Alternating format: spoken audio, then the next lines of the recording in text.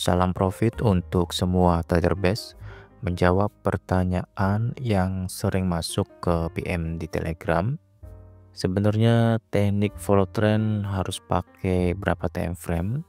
Karena di banyak video saya seringnya pakai lebih dari 2 time frame. Padahal saya sering bilang konsep follow trend itu menggunakan 2 time frame. Pertanyaan ini yang paling atau yang sering banyak masuk ke PM yang ditanyakan oleh teman-teman. Oke, yang pertama konsep follow trend benar pada dasarnya menggunakan 2 time frame. Jadi kalau udah ketemu time frame yang membuat SS atau setup sinyal, maka time frame atasnya udah pasti jadi time frame arah. Dan time frame yang lebih tingginya lagi cuma buat penguat sinyal kalau ada banyak time frame yang searah. Misalnya di time frame 4 arahnya adalah sell, lalu di time frame 1 juga sell, dan di time frame 15 menit sell, dan di time frame 5 menit ada SS dan SE. Maka sebenarnya yang kita gunakan cuma 2 time frame aja, yaitu time frame 15 menit dan time frame 5 menit.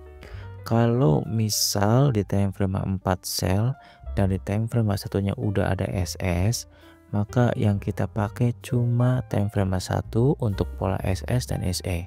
Jadi tetap buat time frame yaitu time frame 4 dan time frame 1. Nggak perlu ke bawah lagi atau ke time frame bawahnya lagi. Poinnya adalah kita menunggu SS untuk dimatikan oleh SE. Jadi sekali lagi dasarnya tetap menggunakan 2 time frame, yaitu ada time frame arah dan ada time frame entry.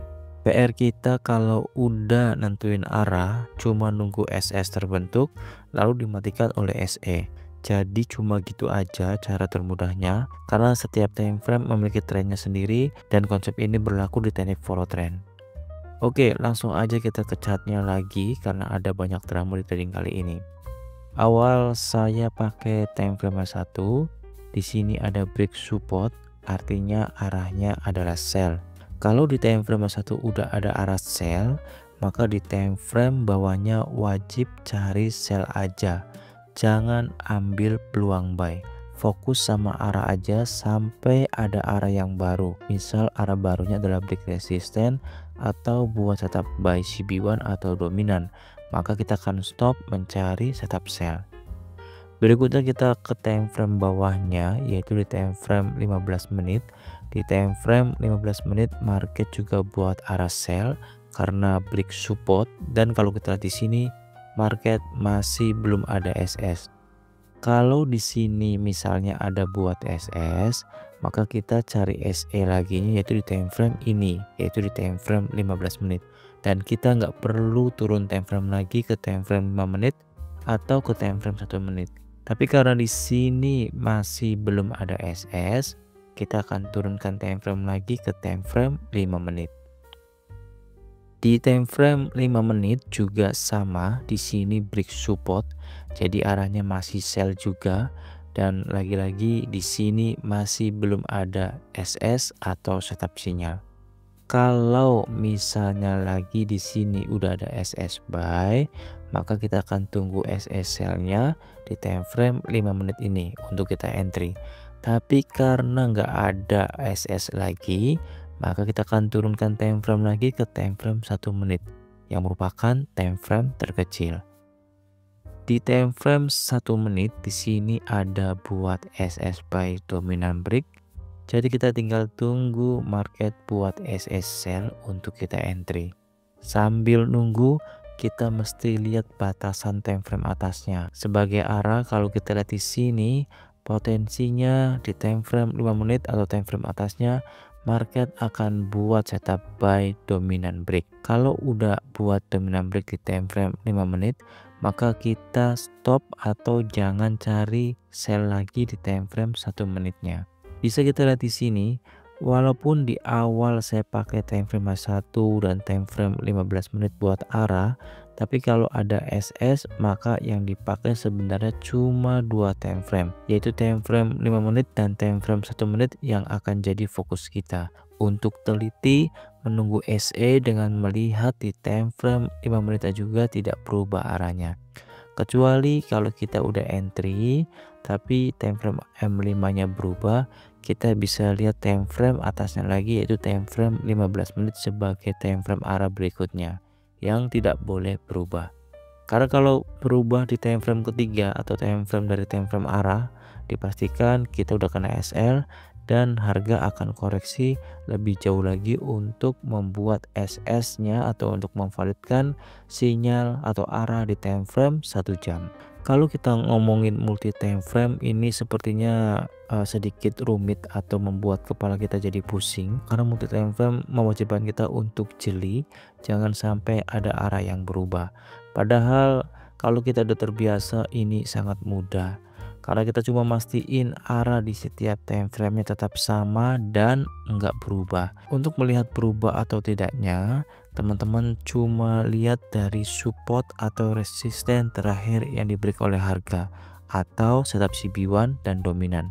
Makanya konsep follow trend juga disebut trading dengan seni merangkai time frame.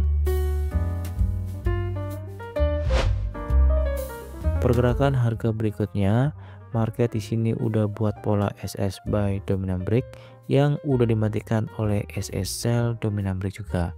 Lalu gunakan garis Fibonacci, saya akan entry sell di sini. Oh ya, di sini juga terdapat base untuk setup full margin. Lalu seperti biasa wajib pasang stop loss di kisaran level Fibo 0. Sedangkan untuk take profitnya di kisaran level Fibo 261. Kita akan lihat apakah harga akan naik dulu lalu turun atau harga langsung turun ke level Fibo 161. Jadi kita akan lihat di pergerakan harga berikutnya. Pergerakan harga berikutnya, market merespon setupnya dan harga turun ke level Fibo 161. Di sini saya masih hold posisi untuk target take profitnya yaitu di level Fibo 261. Pergerakan harga berikutnya di sini market buat SS lagi sehingga harga naik. Untuk turun harga perlu membuat SE lagi. Oke, pergerakan harga berikutnya market di sini membuat drama dengan membuat new high, artinya setup sell dominan ini udah nggak bisa digunakan lagi. Terlihat di sini kalau kita pindahkan Fibonacci-nya levelnya sebenarnya masih tetap sama, nggak ada perubahan yang terlalu besar. Tapi untuk mengacu dengan konsepnya, saya akan pindahkan ke setup yang baru. Kita akan lihat apakah market masih merespon setupnya dengan harga turun atau harga akan naik untuk stop loss. Pergerakan harga berikutnya, market merespon setupnya, harga turun kembali hampir sentuh target take profit di level Fibo 261 dan pergerakannya hampir sama dengan setup harga sebelumnya. Jadi nggak semua entry saya juga mulus, ada juga yang banyak drama kayak gini. Rezeki yang seharusnya take profit ditarik lagi, artinya ya belum rezekinya. Kalau udah waktunya, rezekinya pasti akan sampai.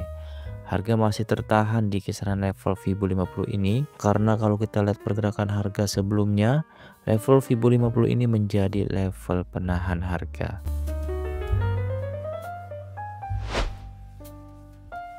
Pergerakan harga berikutnya, harga menuju take profit di level Fibo 261.